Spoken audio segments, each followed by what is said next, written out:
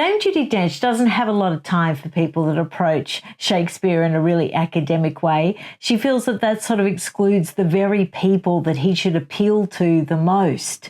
I mean, when it all comes down to it, Shakespeare was a popular playwright. His audience was bawdy and opinionated and loud and raucous, and they oohed and they ahed. There was nothing refined and elegant about a Shakespeare drama audience.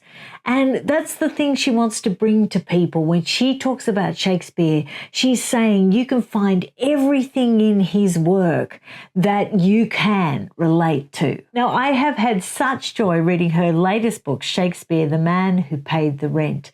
And she actually wrote this with Brendan O'Hay, and he performed with her in A Little Night Music in the 90s, and they became friends. Now, this was never intended to be a book. He was actually around there just interviewing her pretty much for the archives of the Royal Shakespeare Company. He wanted to get her down on record because, you know, she was such a large part of that company. And she appeared and starred in so many Shakespeare productions and is also just part of the ensemble, not to mention 3 Shakespeare movies. And he wanted to get her take on all the great works of the bard, and he wanted to get her on record telling those delicious, juicy, behind-the-scenes stories that should never, ever be lost. So in the process of this, over 4 years, he would go around there and just chat with her, and they would go through play by play, and they would go through the script, and it turned into such a rich, rich engagement. And it was actually a friend of Dame Judi's grandson, which you all know her grandson from the TikToks during the pandemic, heard all the laughter and the enjoyment and the great stories and said, this, you know, you should turn this into a book. And that's when Brendan O'Hay thought, well, you know what? I think you got a point, because it was magical.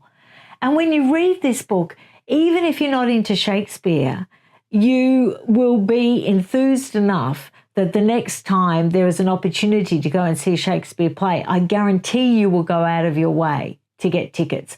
Or at the very least, you'll look up a Shakespeare movie on Netflix after reading this book. It's enthralling.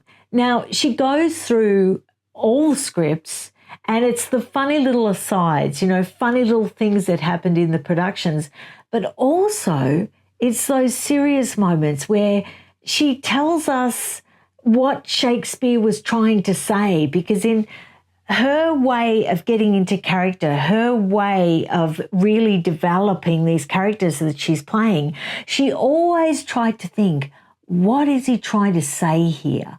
What is the purpose? What is the real purpose of this speech? And so she would always try to convey what the story that he was genuinely trying to tell. Now, it's funny. It's a really delicious story how she got into Shakespeare at the very, very beginning. And it was actually through her brother. And I'll just tell you this little snippet from the book. I saw my brother Peter play King Duncan in a school production. He had to say, "What bloody man is that?" And I thought, my God, swearing. If this is Shakespeare, this is for me. And she talks about tours with the Royal Shakespeare Company in Africa. And this is a funny little aside where she said it was very taxing playing outside in the heat because they did sort of outdoor productions.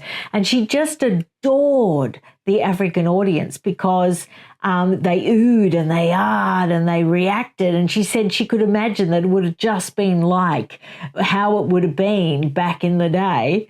And she says there were vultures all sitting around in the trees in this outdoor sort of arena stage.